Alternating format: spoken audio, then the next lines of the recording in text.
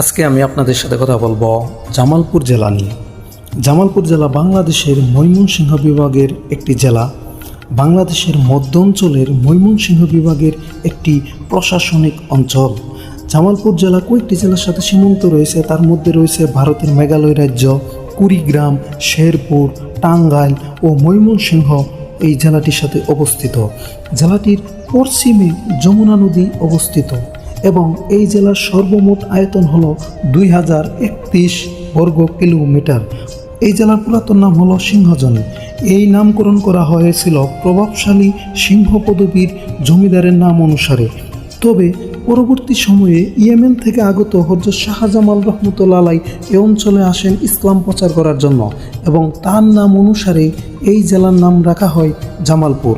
জামালপুর জেলাটি রেলপথে বাহাদুরাঘাট, ময়মনসিংহ, টাঙ্গাইল এবং সড়ক পথে ভারতের মেঘালয়ের সাথে যোগাযোগ রয়েছে এবং মেঘালয় রাজ্যের সাথে এই জেলার দূরত্ব মাত্র 1 কিলোমিটার।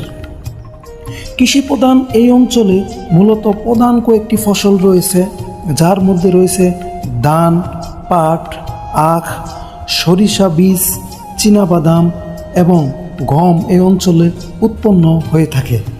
দেশের একমাত্র সার কারখানা যমুনা ফার্টিলাইজার কোম্পানি লিমিটেড জামালপুরে অবস্থিত। জামালপুরে রয়েছে কয়েকটি আন্তর্জাতিক মানের শিক্ষা প্রতিষ্ঠান, তার মধ্যে রয়েছে Jamalpur textile engineer college, Jamalpur জেলা স্কুল, সরকারি আশেক মাহমুদ কলেজ ইত্যাদি। প্রশাসনিকভাবে এই জেলায় রয়েছে 7টি উপজেলা, 7টি থানা, 68টি ইউনিয়ন, 1346টি গ্রাম এবং 5টি সংসদীয় আসন নিয়ে এই জেলা গঠিত। এখানে রয়েছে কয়েকটি বিখ্যাত ব্যক্তিবর্গ: খালেদ মোশাররফ, বীরুত্তম অভিনেতা আনোয়ার হোসেন, গীতিকার নজরুল ইসলাম বাবু এবং প্রখ্যাত সাংবাদিক হারুনুর হাবিব।